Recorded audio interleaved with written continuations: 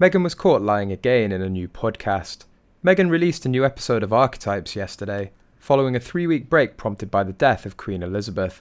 Speaking with stand-up comedian Margaret Cho and journalist and broadcaster Lisa Ling, Meghan analysed the trope known as Dragon Lady. Prior to starting the analysis of the Dragon Lady trope, Meghan recalled growing up in Los Angeles and being exposed to several different cultures you could see, feel, hear and taste on a daily basis. After saying she loved getting to know other cultures, Markle spoke of when she used to go to a Korean spa with her mother, Doria Ragland. She said, "Now, for those of you that haven't been there before, it's a very humbling experience for a girl going through puberty, because you enter a room with women from age 9 to maybe 90, all walking around naked and waiting to get a body scrub on one of these tables that are all lined up in a row. All I wanted was a bathing suit, but you're not allowed, by the way. And once I was over the adolescent embarrassment, my mum and I would go upstairs, sit in a room, and we'd have a steaming bowl of the most delicious noodles." However, one online user, named Kinpatsu63, suggested that Meghan lied. The user commented, "I lived in LA in the 90s. There were only 2 spas in Koreatown at the time, to my knowledge. Beverly Hot Springs, men and women, an Olympic spa. Beverly Hot Springs, for girls that age limit is 14 and over. Olympic spa is 18 and over.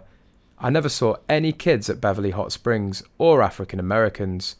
Olympic spa is female only. As usual, I think that Meghan is a liar. This is right up there with the Hillary Clinton story." At the time, Meghan added, this was part of the knowledge of Asian culture she had growing up, and was not familiar with the more damaging stereotypes faced by Asian women for many years. In response to the comment, one pointed out, "Meghan lies as easily as the rest of us convert oxygen to carbon dioxide."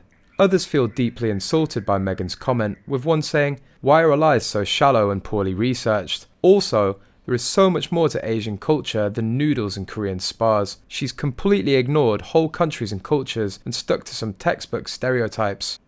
Archetypes. As an Asian, I'm much more offended by her experiences with Asian culture than Kill Bill, Austin Powers, and Charlie's Angels put together. Also, archetype's not a substitute word for stereotype. Get an effing dictionary, Meghan."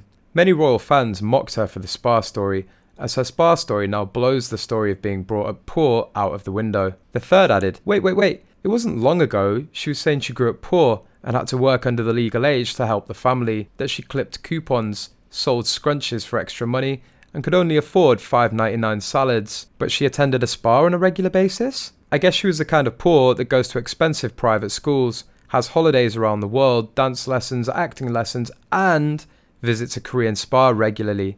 I wouldn't mind being that kind of poor. The fourth wrote, "Very much doubt whether Meghan Markle ever went to a naked spa.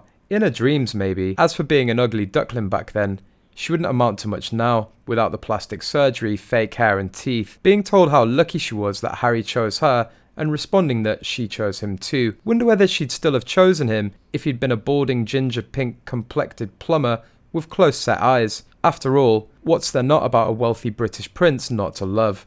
At her age, she and with Suits, her only show, ending, must have thought all her Christmases had come at once."